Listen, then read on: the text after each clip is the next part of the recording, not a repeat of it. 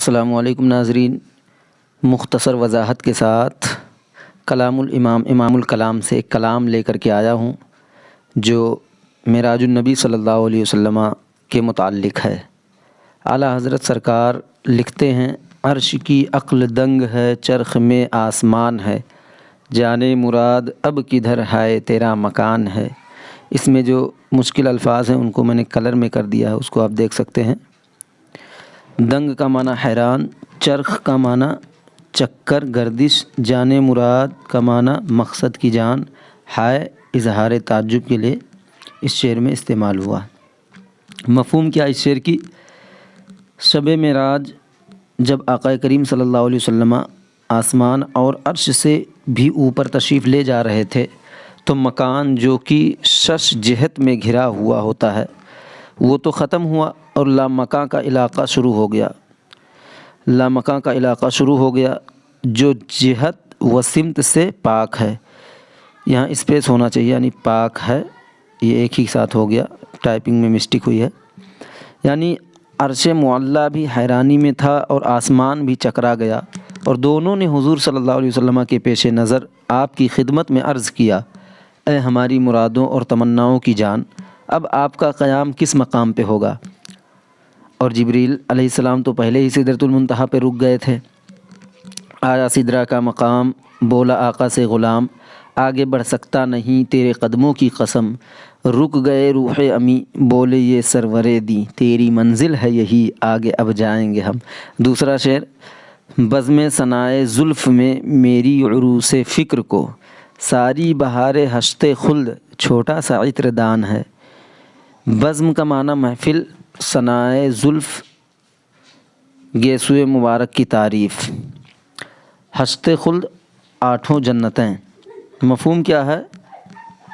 جن بابرکت زلفوں کی خدا بھی قسم یاد فرماتا ہے، قرآن پاک کی آیت ہے واللیل اذا سجا، ان کی یہ شان و عظمت کیوں نہ ہو کہ جب ان زلفوں کی عظمت و شان بیان کرنے کے لیے محفل زلف رسول صلی اللہ علیہ وسلم کو سجایا جائے، اور مجھے یعنی امام احمد رضا خان، اعلیٰ حضرت اپنے آپ کو کہہ رہے ہیں کہ امام احمد رضا کو بیان کرنے کے لیے کہا جائے تو میری سوچ و بچار اور غور و فکر کی دلہن یعنی زبان و بیان کو آخر عطر و خوشبو تو چاہیے، کیونکہ زلف عنبری کی شان بیان کرنی ہے۔ ان زلفوں کا مقام یہ ہے کہ ان کی تعریف کرنے کے لیے 8 جنتوں کا عطردان چاہیے جن میں خوشبو بھری ہوئی ہو۔ یہی وجہ ہے کہ صحابہ کرام ان زلفوں کے مقدس بال کبھی زمین پہ نہیں گرنے دیتے تھے، اور ان بالوں کو حاصل کرنے کے لیے ان کی یہ حالت ہوتی۔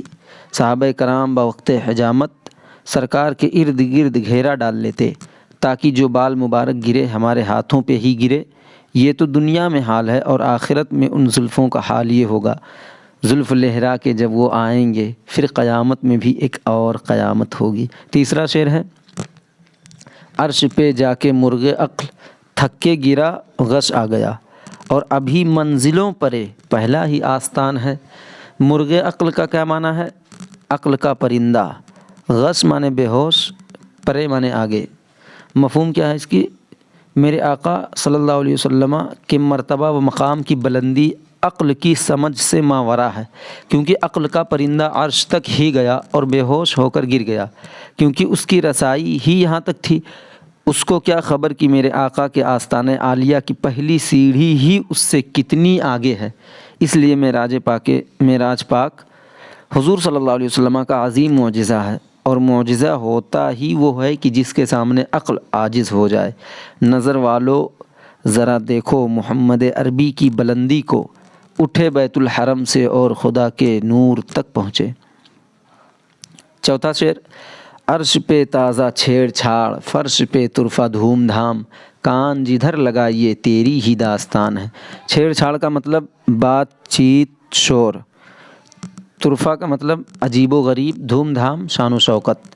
مفہوم کیا ہے اس شعر کی؟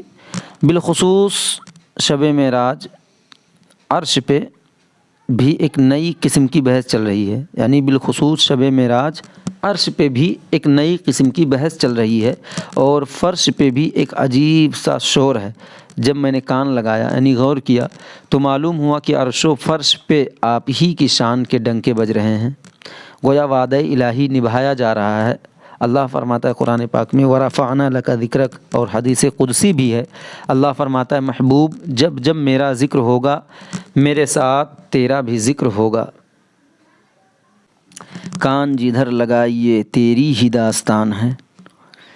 پانچواں شعر، ایک تیرے رخ کی روشنی چین ہے دو جہان کی، انس کا انس اسی سے ہے جان کی وہی جان ہے۔ رخ کا معنی چہرہ، انس معنی انسان، اور انس معنی محبت، جان معنی روح۔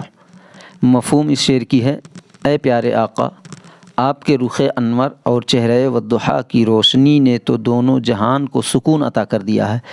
انسان میں محبت کے جذبات اس چہرہ انور کی وجہ سے ہیں، اور ہر جان کی جان بھی آپ ہی کا چہرہ مقدسہ ہے، کیونکہ حضور صلی اللہ علیہ وسلم ہی اصل کائنات و وجہ کائنات، سبب تخلیق کائنات ہیں۔ اصل کائنات، وجہ کائنات اور سبب تخلیق کائنات ہیں، جیسا کہ حضرت جابر رضی اللہ تعالیٰ عنہ سے مروی حدیث میں ہے کہ اللہ کے رسول صلی اللہ علیہ وسلم فرماتے ہیں، یہ عربی لکھا ہوا آپ دیکھ سکتے ہیں اس کو، اس کا ترجمہ میں پڑھ دے رہا ہوں تاکہ ویڈیو زیادہ لمبی نہ ہو۔ آقا کریم صلی اللہ علیہ وسلم فرماتے ہیں، اور اس کے علاوہ دیگر بے شمار احادیث جن کا ذکر شیخ محقق نے مدارج النبوت میں فرمایا ہے اور مطالع المسرات شرح دلائل الخیرات میں بھی بیان کی گئی ہیں۔ اسی کے متعلق یہ ہے کیونکہ حضور صلی اللہ علیہ وسلم وجہ تخلیق کائنات ہیں،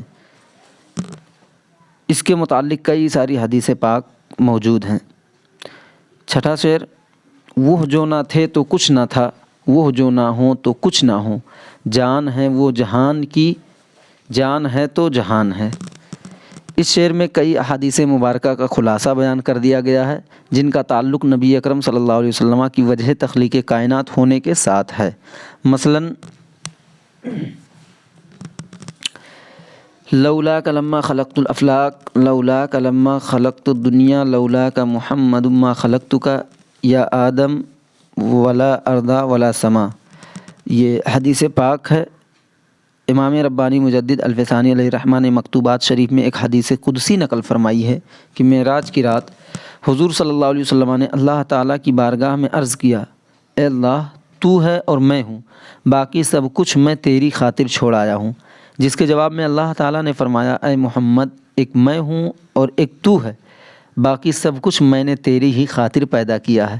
تو اعلیٰ حضرت کے شعر کا مفہوم یہ بنا کہ حضور صلی اللہ علیہ وسلم سے پہلے کچھ نہ تھا، سب کچھ آپ کے بعد ہی بنایا گیا ہے۔ حدیث پاک کا ایک ٹکڑا یہاں بھی، اول ما خلق اللہ نوری، اور اگر آپ نہ ہوں گے تو جہاں معدوم ہوگا، اگر آپ نہ ہوں گے تو جہاں معدوم ہوگا۔ آپ صلی اللہ علیہ وسلم جان جہان ہیں، جب جان ہی نہ ہوگی تو جہان کیسے ہو سکتا ہے؟ مطلب یہ ہوا جان حضور صلی اللہ علیہ وسلم ہیں تبھی جہان ہے۔ ساتواں شعر، گود میں عالم شباب حال شباب کچھ نہ پوچھ، گلبن باغ نور کی اور ہی کچھ اٹھان ہے۔ عالم شباب کا معنی جوانی کا دور، حال شباب جوانی کی حالت، گلبن معنی سرخ گلاب کا پھول، اٹھان معنی بلندی۔ مفہوم کیا ہے اس کی؟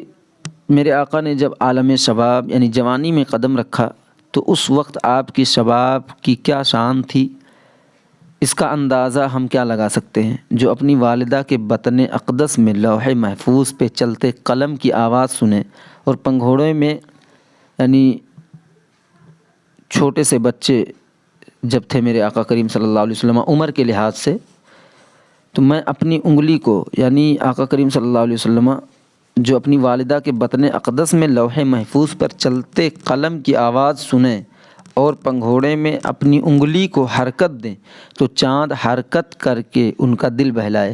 جب بچپن ایسا ہے تو جوانی کس شان کی حامل ہوگی؟ بس اتنی بات کہی جا سکتی ہے کہ آپ کی جوانی نور کے باغ کا ایک حسین پھول تھی جس کی کچھ عجیب ہی اٹھان یعنی بلندی تھی۔ نماز عشق کا ایک رکن محترم یہ ہے شبیہ یعنی کہ تصور جس کو کہتے ہیں، شبیہ سید کونین رو برو رکھنا۔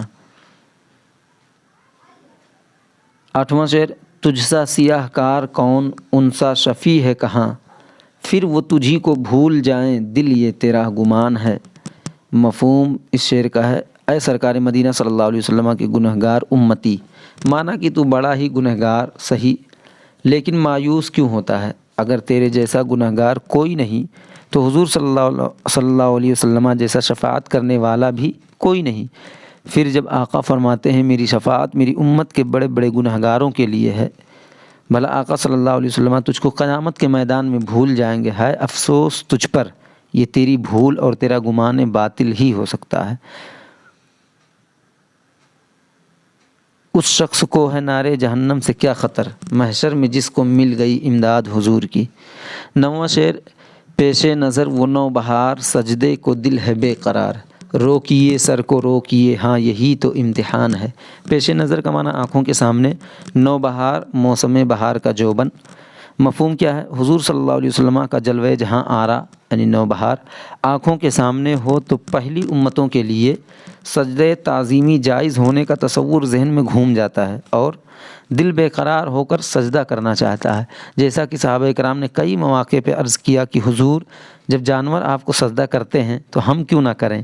اس کا مطلب یہ ہوا کہ یہ بے قراری ان میں بھی تھی، یعنی صحابہ کرام میں بھی، لیکن خبردار رک جاؤ، ایسا نہ کرنا، یہی تو امتحان کی گھڑی ہے کہ آپ نے اس سے منع فرمایا ہے اور ارشاد فرمایا، سرکار دو عالم صلی اللہ علیہ وسلم نے اس سے منع فرمایا ہے اور ارشاد فرمایا ہے کہ اگر سجدہ اللہ کے علاوہ کسی کو جائز ہوتا تو میں عورتوں کو حکم دیتا کہ وہ اپنے خاوند کو یعنی شوہر کو سجدہ کرے۔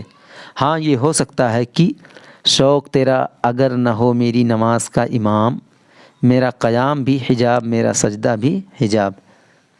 10واں شعر، شان خدا نہ ساتھ دے ان کے خرام کا وہ باز، سدرہ سے تاز میں جسے نرم سی ایک اڑان ہے۔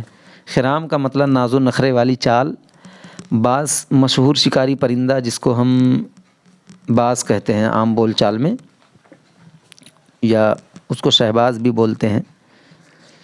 مفہوم کیا ہے اس کی؟ اللہ کی شان دیکھیے کہ حضور صلی اللہ علیہ وسلم کی ناز و انداز والی رفتار کا ساتھ دینے کی سدرۃ المنتہا کے شہباز یعنی سید الملائکہ حضرت جبریل علیہ السلام میں بھی طاقت نہ رہی کہ آپ کے ساتھ جا سکیں، اور پھر یہ تو محبوب کی برکت سے ان کی سواری کی پرواز و رفتار تھی کہ سدرہ سے لے کر زمین تک جس فرشتہ کی معمولی سے ایک پرواز ہے وہ حضور صلی اللہ علیہ وسلم کی پرواز کے سامنے، بلکہ آپ کی برکت سے آپ کی سواری کی پرواز کے سامنے بے بس نظر آ رہا ہے۔ تو حضور صلی اللہ علیہ وسلم کی نورانی و نبوی پرواز کا کون اندازہ لگا سکتا ہے؟ نور کے تلووں کو سہلا کر جگایا خواب سے، یوں ہوئی سرکار کی معراج جسمانی شروع، پہلے تو وہ ہم رکاب سرور کونین تھا، ہو گئی جبریل کی سدرہ سے حیرانی شروع۔ 11واں شعر، بار جلال اٹھا لیا گرچہ کلیجہ شق ہوا، یوں تو یہ ماہ سبز رنگ نظروں میں دھان پان ہے۔ بار جلال کا معنی مطلب ہیبت الہیہ کا بوجھ، شق معنی پھٹنا، مراد یہاں جو ہے شق صدر مراد ہے۔ ماہ سبز رنگ کا مطلب ہرے رنگ والا چاند، دھان پان نازک۔ مفہوم دیکھیے، شعر سمجھ میں آ جائے گا انشاءاللہ۔ دیکھنے کو تو ہمارے آقا ماہ سبز رنگ عمدہ و دل ربا یعنی ہرے حسن والے، دیکھنے کو تو ہمارے آقا ماہ سبز رنگ عمدہ و دل ربا، یہاں بریکٹ کے بعد ہے اگرچہ، یہاں سے ہے اس کے بعد اگرچہ، لیکن اس کو پڑھنے سے پہلے یہ بات بھی سمجھتے چلیں۔ شعر کیا ہے؟ بار جلال اٹھا لیا گرچہ کلیجہ شق ہوا، یوں تو یہ ماہ سبز رنگ نظروں میں دھان پان ہے نا۔ شعر ہے، مفہوم ہے، دیکھنے کو تو ہمارے آقا ماہ سبز رنگ عمدہ و دلربا، ہرے حسن والے، اور ہرا رنگ آنکھوں کو بھاتا بھی ہے اور مفید بھی ہے، اسی لیے ڈاکٹرز وغیرہ جو ہوتے ہیں جس کی آنکھوں کا آپریشن کرتے ہیں اس کو سبز پٹی یا سبز عینک لگا دیتے ہیں، یہ اعلیٰ حضرت کی طبی فراست ہے۔